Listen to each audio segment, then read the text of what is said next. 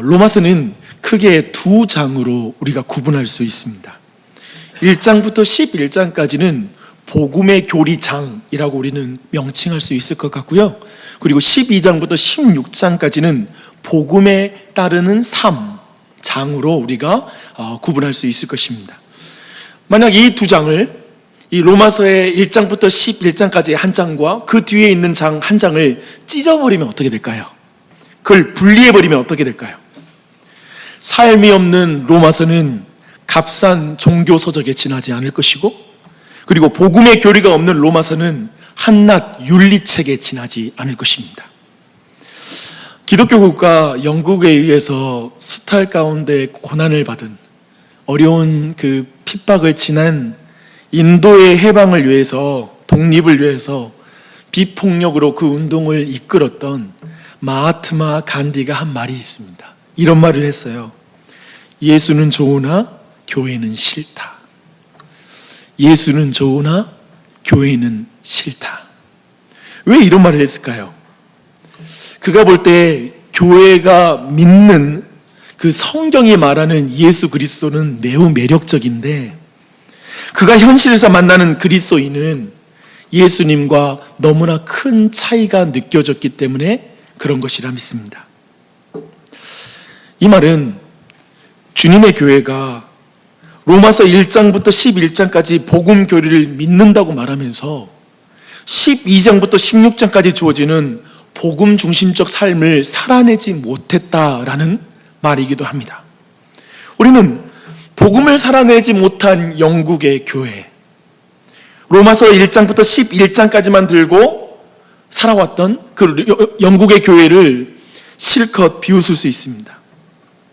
그리고 어쩌면 그것과 크게 다르지 않는 한국 교회를 여러분이 막 비난할 수 있습니다. 그렇다면 우리 교회는, 그리고 이 말씀을 듣는 당신은 실질적으로 로마서 1장에서 16장까지 통으로 그 말씀을 살아내고 있습니까? 어떻습니까? 이 질문을, 오늘 이 말씀을 대하기 전에, 12장을 대하기 전에 먼저 우리는 이 질문을 정직하게 스스로에게 해야만 합니다. 복음과 삶은 구분되지 않고요, 그리고 그것은 분리되어서는 안 됩니다. 사도 바울은 삶에 문제가 생기면 항상 복음으로 돌아가서 답을 찾아요. 그리고 복음에서 답을 찾은 다음에 반드시 실제 생활에서 그 말씀을 어떻게 실천할 것인지를 항상 그의 서신서에서 가르치고 있습니다. 매우 중요합니다. 죄송합니다.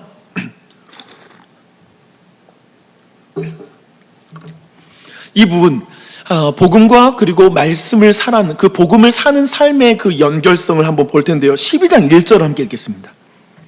로마서 12장 1절 시작. 그러므로 형제들아, 내가 하나님의 모든 자비하심으로 너희를 권하노니 너희 몸을 하나님이 기뻐하시는 거룩한 산 제물로 드리라. 이는 너희가 드릴 영적 예배니라. 사도 바울은 12장부터 이제 시작되는 내용이 1장부터 11장까지 다룬 내용의 결과라는 것을 한 관계사로 말하고 있죠. 그게 뭡니까? 그러므로 라고 이렇게 말하고 있습니다. 그리고 바울은 1장부터 11장까지 다룬 이 복음 교리를 한마디로, 한 단어로 전체 내용을 요약하고 있습니다. 그게 뭐냐면 하나님의 모든 자비하심입니다. 이게 모든 내용이었어요. 11장까지 말한 하나님의 모든 자비하심을 지난 주일에 우리가 7장과 8장을 통해서 우리가 중심으로 그 내용을 또 요약할 수 있을 텐데요. 그 내용을 요약하면 이렇습니다. 성부 하나님이 창세전에 죄인을 택하셨습니다.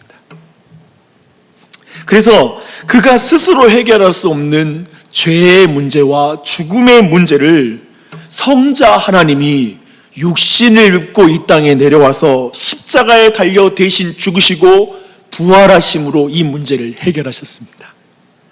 죄인이 스스로 율법을 지켜 의로워질 수 없을 때 예수 그리스도께서 육신을 입고 이 땅에 오셔서 모든 율법을 지켜 행함으로써 얻으신 그 의를 우리 모든 믿는 자에게 그것을 주실 수 있도록 그 의를 얻으셨습니다.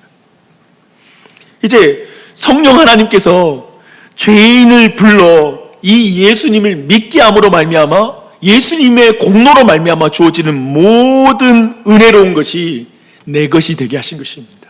그 은혜를 우리 모두가 받았지요. 그리고 내가 스스로 끝까지 걸을 수 없는 순례의 길, 하늘 본향으로 나아가는 그 길을 삼위일체 하나님은 믿은 자를 의롭게 하실 뿐만 아니라 마지막에 심판주 예수님 앞에 설 때까지 신자를 보호하시고 인도하시고, 우리는 넘어지지만 주님이 다시 일으키시고, 성령님이 말할 수 없는 탄식으로 기도해 주시고, 주님이 예수 그리스도를 통해 중보해 주심으로 우리를 그 마지막 때까지, 우리가 스스로 걸어서 완주할 수 없는 길까지 우리를 인도하시겠다라고 말씀하고 있습니다. 바울이 하나님의 풍성한 자비하심으로 너희를 권하노니 라는 이 말에는 바로 인류의 모든 역사 가운데 삼위일체 하나님께서 죄인을 구원하시고 인도하시는 그 사랑과 은혜가 담긴 표현, 그게 바로 하나님의 자비하심으로 권한다라는 그 말씀의 의미인 것이죠. 그리고 나서 사도 바울은 권합니다. 그 내용은 이거예요. 너희 몸을 하나님이 기뻐하시는 거룩한 산 제물로 드리라. 이는 너희가 드릴 뭐다? 영적 예배니라 라고 이렇게 말씀하고 있습니다. 앞에 문맥을 고려하면 하나님께 받은 사랑과 그 은혜에 합당한 반응으로서 너희 몸을 하나님이 기뻐하시는 산 제물로 드리라고 말하고 있는 것입니다. 이것은 곧 영적 예배이다 라고 또한 말하고 있습니다. 이 내용을 오늘 자세하게 살필 수는 없습니다. 다만 여기에서 이 예배라는 이 말의 원어는 섬김이라는 단어와 관련된 단어입니다. 그래서 예배라는 게 뭡니까? 하나님을 섬기는 것이 예배잖아요. 그래서 여기는 그 섬기는 것으로 다시 번역할 수가 있습니다. 근데 어떻게 섬기죠? 하나님을?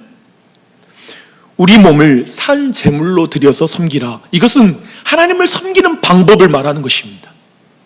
마치 예수님이 대속의 죽음이라는, 자신의 몸을 산 제물로 하나님께 바치는 대속의 죽음이라는 제사의 방법을 통해 하나님을 섬겨서 기쁘시게 한 것처럼, 그렇게 그리스도인들도 자신의 몸을 실질적으로 희생하여 하나님을 섬기는 삶을 살아서 하나님을 기쁘시게 해라 라고 말하는 것이, 우리가 산 제물로 주님께 드려 주님을 기쁘시게 하는 영적 예배를 드린다라는 그 의미가 되겠습니다. 희생, 섬김, 제사, 이런 단어 느끼면 벌써 마음이 어려워지지 않습니까? 그런 분들 계실 거예요. 사도 바울은 우리의 마음을 정확하게 알고 있습니다. 2절을 보면 우리가 왜 방금 말했던 사도 바울이 말하는 이 명령, 영적 제사를 드리라는, 예배를 드리라는 이 명령이 왜 우리가 부담스럽게 느껴지고 어려워하는지를 정확하게 이해하고 있어요. 2절을 보십시오. 함께 읽겠습니다. 너희는 이 세대를 본받지 말고 오직 마음을 새롭게 함으로 변화를 받아 아버지의 선하시고 기뻐하시고 온전한 뜻이 무엇인지 분별하도록 하라. 자신의 몸을 희생하여 실질적으로 하나님을 섬기며 사는 것이 우리가 어려운 이유가 뭐죠? 그리고 그것이 부담스럽게 만드는 그 이유가 뭐냐면, 우리의 마음이 무엇을 본받아서일까요? 이 세대를 본받았기 때문에 하나님의 이 말씀이 부담으로 와닿습니다. 이 세상은 계속 말해요. 너에게 선한 것만 생각해. 너에게 좋은 것만 생각해. 너에게 기쁜 것만 추구해도 짧은 인생이야. 희생할 필요 없어. 참지 마. 이것이 바로 이 세대가 말하는 것이죠. 이 세대에 본받는 마음이란 이러한 마음으로 마음이 가득 차는 것이죠. 찬찬히 보면 있잖아요.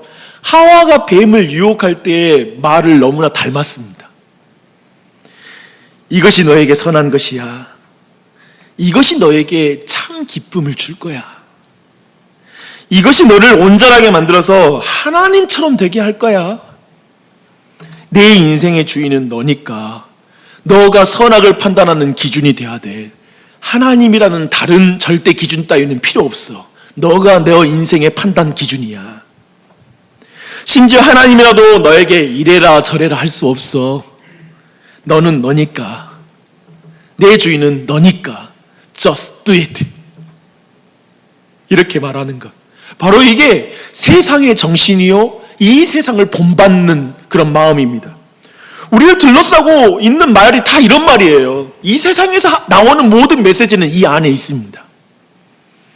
우리는 이런 말을 우리의 마음에 둘 때가 많죠. 예수님 믿어도요, 우리는 하나님의 말씀보다 이런 말이 내 마음에 들어올 때가 있어요.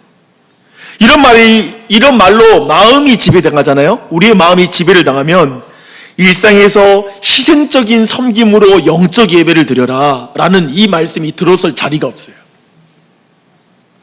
사람의 마음이 이 세대를 따르고 있다면 로마서 12장부터의 내용은 우리의 마음 가운데 들어설 자리가 없는 것입니다. 로마서 12장 이후의 말씀은 무의미한 말씀이 되어버리는 것입니다. 오늘 말씀을 살피면 살필수록 사실 우리 마음에 부담스러운 말씀이에요. 우리 속사람하고 이게 부딪히는 말이에요. 이 세상의 정신과 부딪히는 말씀 투성이에요. 그래서 제가 이 말씀을 드리는 거예요. 사도 바울도 이걸 잘 알고 있는 거예요. 그리고 어쩌면 말씀을 살피면 살필수록 이건 이 땅에서 순종하기 어려운 말씀이야, 불가능해 라고 생각하면서 이건 모르겠어 이렇게 말하고 이 말씀을 다 튕겨낼 수도 있습니다. 제가 미리 경고합니다. 오늘 말씀 다 튕겨낼 수 있어요. 그래서 사도 바울은 이렇게 명령합니다. 오직 마음을 새롭게 함으로 뭘 받아라? 변화를 받아라 라고 말하는 것이죠. 그래서 하나님의 그 마음을 새롭게 함으로 마음이 변화돼야만 하나님의 선하시고 기뻐하시고 온전하신 뜻이 무엇인지 분별할 수 있다라고 이렇게 말씀하고 있습니다. 복음을 따르는 삶에서 가장 먼저 선행해야 되는 것이 무엇입니까? 마음을 새롭게 함으로 그 마음의 변화를 받는 것. 마음이 안 바뀌면 다 소용없다라는 걸 말하고 있는 것입니다. 이 마음이 새롭게 되지 못하면 우리의 왕이신 하나님께 선하고 하나님께서 기뻐하시고 하나님께 온전한 뜻이 무엇인지를 우리는 전혀 관심도 없고 분별할 수 없다라는 것이죠. 그런데 우리의 이 마음 어떻게 새로워질까요? 매사에 나에게 좋은 것, 나에게 선한 것, 내가 기뻐하는 것, 그리고 나를 온전하게 만드는 것, 이게 최우선인 우리의 마음, 그 마음을 변화시킬 수 있는 것은 무엇일까요? 행동을 바꾸면 마음이 새로워집니까? 목욕하면 우리의 마음이 시원해집니까? 우리가 어떻게 눈물을 흘리고 그러면 우리의 마음이 청소가 됩니까? 아니요. 성경 전체에서 말하고 있는 우리의 마음이 새롭게 변화를 받는 방법은 이거밖에 없어요. 성령님의 역사에 의해서 말씀으로 우리를 가르치는 하나님의 은혜 안에서만 사람의 마음은 변화될 수 있습니다. 오직 성령과 말씀으로 우리 사람의 마음은 변화가 되는 것이죠. 요즘 몇몇 형제들이 건강을 지키기 위한 프로젝트를 가동 중에 있습니다. 다이어트를 하는 형제들의 카톡방을 하나로 이렇게 묶어서 매일 몸무게를 공개하고 함께 호수공원을 돌기도 하고 계속 서로를 격려하면서 이렇게 체중을 한번 빼고 건강하게 되려고 서로 협력하고 있어요. 정말 좋은 모임인 것 같습니다. 네, 형제들 중에는 벌써 십수 킬로를, 생각해보시죠. 10몇 킬로를 벌써 뺀 형제들도 있습니다. 저도 이 클럽에 가입하게 되었습니다. 초대를 받게 되었습니다. 영광입니다. 네, 저는 이제 막 훈련소에 입소해서 훈련 4주차 훈련병 볼 때 짝대기가 4개 그어지고 3개 그어진 훈련봉을 볼 때 느끼는 존경심으로 형제들을 보고 있습니다. 이렇게 말하니까 제 군대의 비밀을 하시는 분들은 거짓말이라 생각할지 모르겠는데, 제가 사실 훈련소 1주차까지 입주했다가 제가 병역 면제가 되어서 나온 사람이라서 이것이 무엇인지는 제가 조금은 알고 있습니다. 몸무게는 체중계 위에 올라가면 매일 눈으로 점검할 수 있습니다. 그렇죠? 매일 확인할 수 있어요. 그런데 우리의 마음이 이 세대에 본받는지 안 받는지를 어떻게 확인할 수 있습니까? 이건 눈에 보이지 않잖아요. 어려워요. 주 안에서 사랑하는 성도 여러분, 매일 말씀이라는 체중계 위에 우리가 올라가야 돼요. 거기에 우리를 세워야 돼요. 말씀의 기준 앞에 자신을 세울 때에 성령님의 도움으로만 나에게 좋은 것이 아니라 하나님께 좋은 것, 내가 기뻐하는 것이 아니라 하나님이 기뻐하는 것, 하나님의 거룩하고 온전하신 뜻이 무엇인지를 분별할 수 있다라는 것이 바로 성경의 가르침인 것입니다. 그래서 우리는 매일 성경 통독하는 이유가 뭐예요? 저는 매일마다 아침 기도에 설교하고 그 영상물 만들고 글 하나하나 쓸 때 목회자들의 마음, 왜 그런지 아십니까? 이 사실을 믿기 때문이에요.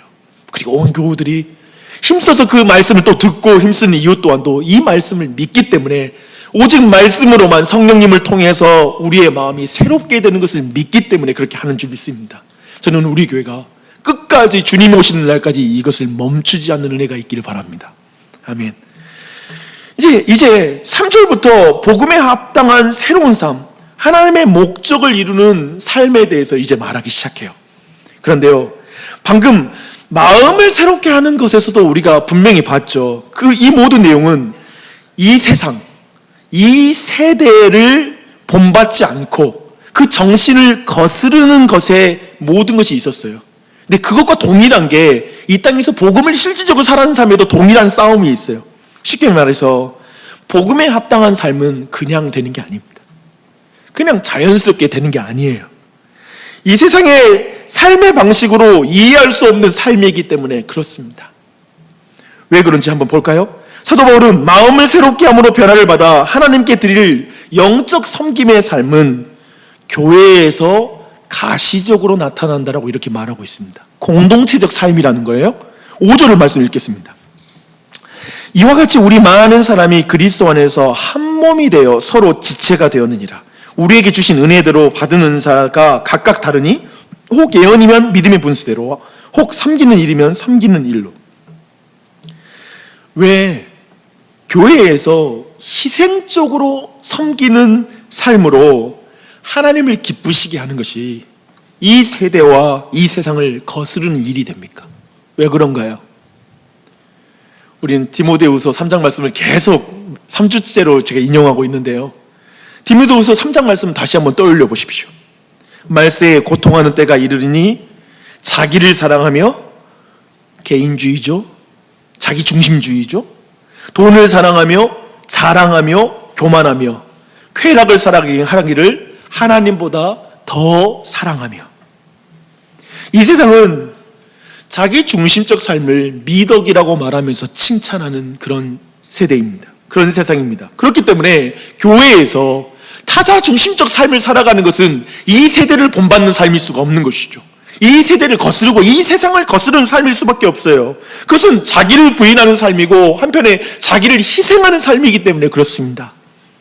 그렇게 공동체적 삶은 근본적으로 이 세대와 다른, 그렇기 때문에 쉽지 않은 삶인 것이죠. 사도 바울은 이 세대를 본받지 않는 삶, 새 속성을 걷어낸 새로운 마음에 따르는 삶, 하나님의 선하고 기뻐하시고 온전하시는 뜻을 따르는 삶은 바로 신자들의 삶에서, 신자들의 마음에서 우러나오는 희생적 섬김과 그 삶으로 공동체에서적인 삶을 살아가는 것, 그것을 지금 가장 먼저 언급하고 있습니다.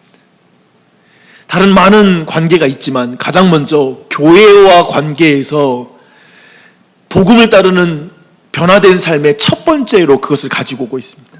주안에 사랑하는 교우님들, 코로나19 이후에 교회는 큰 변화를 경험하게 될 것 같습니다. 벌써 온라인 등록 교인을 인정하는 교회들이 생겨나고 있습니다. 이제 곧 지방에 사는 사람들도 서울의 유명한 교회에 온라인 등록 교인이 되는 길이 열릴 것입니다. 그렇게 되면 이제 지역교회에 속하지 않았다라는 어떤 부담감, 또 지역교회에 굳이 속해야 한다라는 그런 어떠한 책임감, 이런 것 없이 신앙생활하는 길이 열리게 될 것입니다. 자, 이것은 지금 그냥 예상이 아니라요, 이미 들어온 현실을 말하는 것입니다. 이것은 단지 편의주의적인 동기 때문에 일어나는 현상은 아닙니다. 여러분 주의하십시오. 말 많고 탈 많은 지역교회에 속하는 것이 두렵기 때문에, 그리고 대면하여 사람을 만나서 상처를 주고받는 것이 너무 힘들기 때문에 이런 흐름은 더욱 강화될 것입니다. 그렇죠? 이해가 돼요. 이렇다요 헌금을 안 하거나 이런 게 아닙니다. 오해하지 마십시오. 이번에 이찬수 목사님이 섬기시는 분당 우리 교회에서 개척교회의 월세를 돕는 그런 프로젝트를 했습니다. 그런 운동을 했는데요, 어마어마한 헌금이 온라인 예배에 참여한 외부에 있는 그리스도인들의 헌금으로 채워졌다고 합니다. 본 교회의 헌금 그 이상으로요. 이제 꽤 많은 교인들이 불투명하고 또 운영에서 미숙한 지역교회에 속하기보다 재정이 투명하고 교회의 운영이 성경적으로 바르게 보이고 또 주일날 온라인 예배로 만나는 목사님의 설교가 너무나 탁월하고 너무나 자신에게 감동을 주는 그런 교회에 속하기 시작할 것입니다.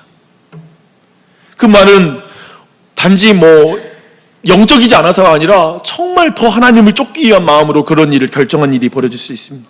저는 통신기술의 발전으로 이 논의가 단순하지 않다라고 저는 생각합니다. 매우 이 논의는 아마 심도 있게 진행이 될 것입니다. 하지만 제게 이 부분에 있어서 확실한 기준이 있습니다. 오늘 말씀에 따르는 것이죠. 그리스도 안에서 한 몸인 교회의 지체가 되는 것은 헌금을 의미 있는 것에 보내는 수준은 아니라는 것입니다. 그 정도가 아니라는 거예요. 12장 1절에 굉장히 중요한 말씀인데요, 너희 몸을 하나님이 기뻐하시는 거룩한 산 제물로 드리라는 말씀을 주목하십시오. 너희 몸. 저는 사도 바울이 하나님이 주신 은사를 가시적인 희생의 섬김으로 가시적인 한 교회를 이루라고 명령한 명령으로 받아들입니다. 그렇게 해석합니다. 가시적이라는 표현, 몸이라는 표현을 주목하십시오. 이 세대는 모이기를 패하는 경향으로 분명히 갈 것입니다. 성경대로. 이 세대는 가시적인 사랑은 식어지고 온라인 사랑으로 뜨거워지는 방향으로 갈 것입니다. 이 세대는 개인 신앙에는 열광하고 공동체 신앙에는 무관심한 시대로 가게 될 것입니다. 그리고 앞으로 신학적으로 우주적인 교회론을 말하고 열광하면서 지역교회에 속하는 부분을 매우 무시하는 그런 영적 그림이 형성되게 될 것입니다. 그러나 나주혁신 장로교회 여러분, 지금 우리가 온라인으로 만나고 있지만 우리는 공동체적 삶을 포기하지 않을 것입니다. 왜냐하면 우리 몸을 거룩한 산 제물로, 그리고 우리에게 주신 각자에게 준 그 은사로 가시적인 교회를 세우라는 것이 하나님의 말씀이고 그 명령이기 때문에 그렇습니다. 우리는 이 일을 멈출 수가 없습니다. 사도 바울은 마음을 새롭게 함으로 이렇게 변화를 받아 하나님께 드릴 이 영적인 섬김의 삶은 공동체적인 삶으로 드러난다라고 이렇게 분명하게 밝히고 있습니다. 그렇다면 공동체적 삶을 한마디로 정의하면 무엇일까요? 9절과 10절에서 그 답이 있습니다. 사랑에는 거짓이 없나니 악을 미워하고 선에 속하라. 형제를 사랑하여 서로 우애하고 존경하기를 서로 먼저 하여. 여러분, 공동체적 삶은 한마디로 따라합니다. 형제를 사랑하는 삶이다. 다시 한번, 형제를 사랑하는 삶이다. 네, 이 내용을 앞에 있는 내용과 공동체적 삶에 대한 그 메시지와 연결해 볼까요? 교회에 모여있는 사람은 각각 은사가 달라요. 배경도 달라요. 요즘 학벌도 달라요. 기질도 달라요. 직업도 달라요. 그런 이들이 어느 날 갑자기 모여서 그리스도의 한 몸을 어떻게 이루겠습니까? 무엇으로 가능합니까? 그래서 교회를 세우는 것에 있어서 가장 필요한 것은 사랑입니다. 사랑. 사랑하는 것만이 교회를 세운다라고 지금 말하고 있습니다. 물론 모든 계명과 율법이 결국 사랑하라는 그 한 계명에 요약되는 것을 볼 때에도 당연히 사랑해야 되죠.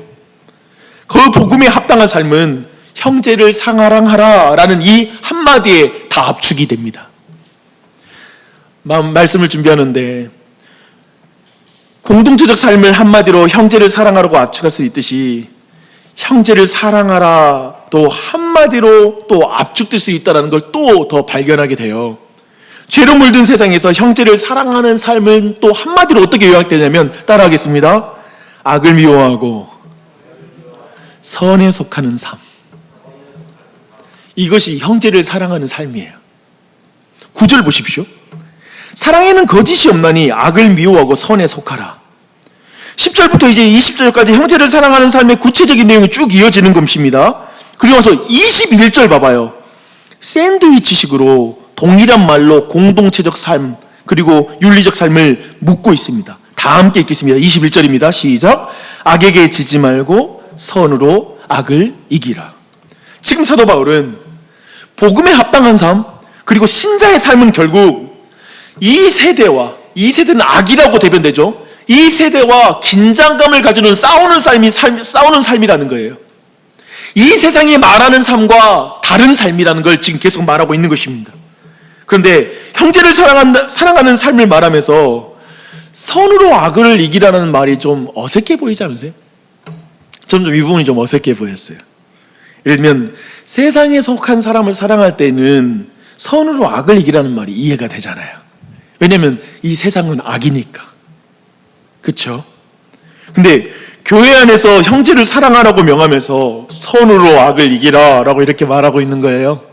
이건 무슨 말일까요? 왜 이렇게 말하는지 그 이유가 뭘까요? 우리 교인들이 악인인가요? 뭔가요? 여러 생각을 하게 만들어요. 이 질문을 중심으로 제가 9절부터 쭉 읽을게요. 정말 현실에서 그런지 한번 생각하면서 이 말씀을 한번 보십시오. 이제 이 관점으로 쭉 읽어갑니다. 첫 번째 말합니다. 9절. 사랑에는 거짓이 없나니. 교회 안에도 거짓 사랑이 있습니까? 오늘 여기서 거짓이라는 말의 본래 뜻은 위선적이다라는 말입니다. 위선적으로 사랑하지 말라는 말이에요. 배우가 연기하듯이 꾸며낸 사랑을 해서는 안 된다. 교회 안에서 이 말을 말하고 하고 있습니다. 그래서 사도 바울은 교회를 향해 형제를 사랑하는 척하지 말아라. 마지막 때에 이 세상에 전도된 교회는 많은 사람들이 교회에서 사랑하는 척하며 살 것이다 라는 걸 말하는 것입니다. 그렇죠? 그런 사람 있나요? 그리고 또 말합니다. 악을 미워하고 선을 붙잡으라.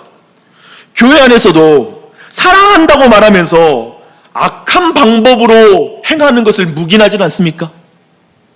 동기만 봐달라고. 나 교회를 사랑해서 그런다고 하지만 악한 방법을 사용하는 거예요. 세상의 방법을 사용해서 교회를 사랑한다고 말하는 거예요. 이게 불가능합니까? 세상도 가족을 사랑해요. 세상도 자기의 조직을 사랑해요.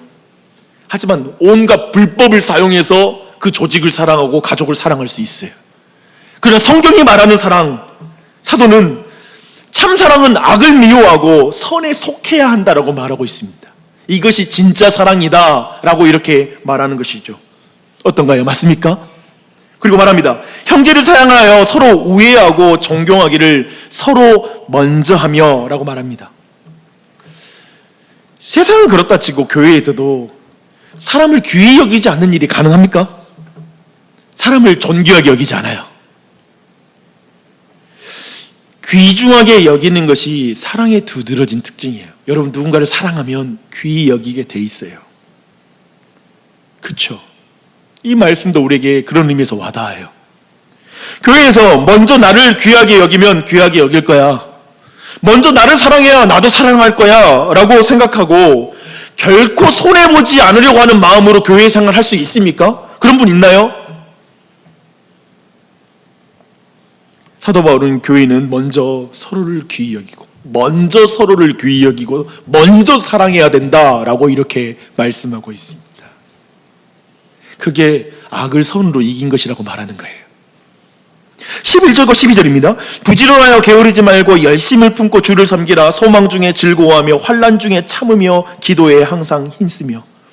형제를 사랑하라는 말을 하다가 갑자기 주를 섬기라는 말로 바뀌어요. 그렇죠? 그 내용이 바뀌어요. 저는 이 말씀이 다른 성경에서 죽게 하듯 타인을 대하라 라고 하신 그 말씀과 관련이 있다고 생각합니다.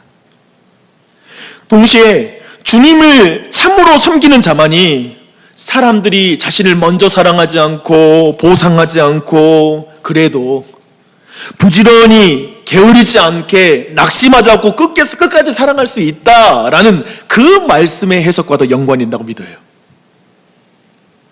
사랑하는 여러분, 자녀를 진짜 사랑하는 부모는 진짜 부지런해요. 저는 저희 어머님 생각하면, 아버님 생각하면 가슴이 그냥 울컥합니다. 어떻게 저렇게 부지런하실까? 어떻게 저렇게 인생을 사셨을까 싶어요. 자식 사랑하니까. 사랑의 특징이에요. 부지런하고 게으르지 않는 것이 사랑의 특징입니다. 그런데 교회에서도 사랑이 느슨해질 수 있습니까? 어떤가요? 여러분이 보았던 교회는 사랑이 느슨해진 그런 경험이 있습니까? 더하여 사랑을 하면서 시험에 들고 낙심하는 일이 일어납니까? 일어나죠. 그래서 끝까지 낙심하지 말고 주님께 기도하여 부지런히 사랑하라고 말하고 있습니다. 왜냐하면 모든 능력과 사랑은 주님으로부터 오니까 기도하여 끝까지 게으르지 말고 부지런히 사랑해라. 이게 이 세상에서 선으로 악을 이기는 그런 교회 생활이다, 형제 사랑이다라고 말씀하고 있는 것입니다. 13절을 보니 성도들의 쓸 것을 공급하며 손대접하기를 힘쓰라. 이 세상은 낯쓰기도 부족한데 라고 말하는데 성도들은, 신자들은 성도들의 쓸 것을 채워주고 공급해야 한다라고, 그렇게 가시적으로 드러나게 그 사랑을 실천하라고 이렇게 말씀하고 있습니다. 이게 지금 첫 번째, 어쩌면 교회의 형제 사랑에 대한 첫 번째 내용이고, 14절부터 21절까지 내용은 모든 사람에게라고 좀 더 확장해서 볼 수 있는 사랑의 실천적 삶을 말하고 있습니다. 세상은 더 살벌하죠. 14절 보세요. 저희를 박해하는 자를 축복하라. 내용이 좀 달라져요. 더 어려워지긴 하는데, 축복하고 저주하지 말아라 라고 말하고 있습니다. 15절에서도 그래서 세상을 향해 동정심을 잃지 말아라 라고 말하는 거예요. 주님을 사랑하는 마음으로 세상을 사랑해라 라고 말하는 것이죠. 마귀의 자식들이라고 말하지 말라는 거예요. 16절로 21절까지 한번 눈으로 쭉 보십시오. 금주에 정부에서 교회 모든 정기 예배를 예배 외에 다른 모든 소모임과 활동들을 멈춰달라는 그런 정부의 지침 발표가 있었습니다. 정말 페이스북이나 어떤 소셜미디어라든지 그리고 여러 가지 언론에, 그리고 기독교 언론 안에 정말 지금 여러 가지 이야기로 발칵 뒤집힌 것 같습니다. 교회를 핍박하는 것이다 라고 말하기도 하고, 이것은 정부가 본격적으로 교회에만 불평등하게 이렇게 다른 종교와 달리 교회만 타겟으로 하는 것이다, 불평등하게 행동하는 것이다 라고 이렇게 말하고 있습니다. 그런 말을 하면서 정부에 대한 어떤 불복종 운동이라든지 본격적으로 그런 흐름으로 나아가는 어떤 원래 있었던 그 흐름들과 함께 그런 주장들이 강해지는 것 같습니다. 그런데 저는 오늘 로마서 12장 14절로 21절의 말씀을 주목해야 된다고 생각합니다. 말씀하죠. 너희를 박해하는 자를 축복하라. 축복하고 저주하지 말아라. 여러분은 아마도 태극기 기독교 부대라고 하는 그 부대 안에 제가 늘 자주 언급하긴 했지만, 제가 왜 그것을 반대하는지 그 이유를 말하자면 저는 이 말씀 때문에 그렇습니다. 어쩌면 어떤 부분에 있어서 왜 식당은 열어주고 사람들이 속으로 모이는 것은 다 열어주면서 왜 교회 속으로만 맞느냐, 교회 밥 먹는 거 가지고 왜 시비냐, 왜 다른 종교는 말하지 않으면서 기독교만 그렇게 말하느냐, 어쩌면 일견 우리가 충분히 공감하고 이해할 수 있는 부분이 있을 것입니다. 하지만 그것과 상관없이 박해가 있어도, 명백한 국가의 박해가 있어도 성경이 말하고 있는 것은 뭐냐면, 박해하는 자를 축복하라, 저주하지 말아라, 악을 악으로 갚지 말아라, 악을 선으로 갚으라 라고 말하는 것이 성경의 가르침이기 때문에 그렇습니다. 그렇다 해서 이 땅에 어떤 고난과 핍박이 닥쳐도 기독교인이 선택할 수 있는 길은 손에 총을 잡고 그 일을 싸우는 것이 아니기 때문에 그렇습니다. 십자가 외에는 우리에게 다른 길이 없다라는 것입니다. 이게 쉽습니까? 악을 악으로 갚지 않고 선으로 악을 이기는 것이 쉬운 것이겠습니까? 아니요. 여기서 죽어나가는데요. 옆에서 내 교우가, 사랑하는 사람들이 고난당하는데요. 그게 어찌 쉽겠습니까? 이렇게 우리가 생각하고 도저히 이 세상에서, 악한 세상에서 선으로 이 악을 이기는 건 불가능합니다 라고 주장한다면 우리는 세상에게 이런 말을 들을 것입니다. 예수는 좋은데 너는 싫어. 예수는 좋은데 교회는 싫어. 너무 어려워서 하나님의 말씀을 따르지 않아도 이 말을 들을 것이고, 또 이 말도 우리가 너무 듣기 싫어하잖아요. 그래서 방법은 하나밖에 없어요. 기독교인인 걸 밝히지 않는 것이죠. 그게 방법입니까? 사랑하님, 우리가 예수는 좋은데 너는 싫어라는 말이 자존심 상하고 난 결코 그런 말 듣지 않겠어라는 마음으로 여러분의 행동을 바꾸어서 여러분이 기독교인으로 온전하게 살 수 있을까요? 어떤 젠틀한 삶은 가능해요. 윤리적인 삶은 가능하지만 악을 선으로 갚는 삶까지는 못 나갈 거예요. 분명히 그럴 거예요.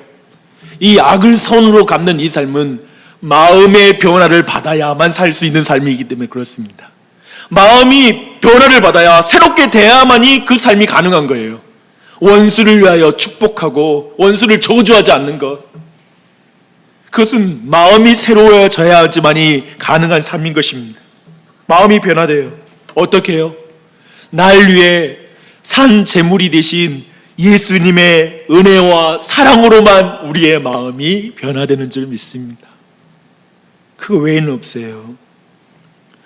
예수님이 날 사랑하는 척하지 않았지요. 사랑하는 척하지 않았다는 걸 알 때 나도 다른 사람을, 형제를 사랑하는 척할 수가 없다라는 말씀인 것이죠.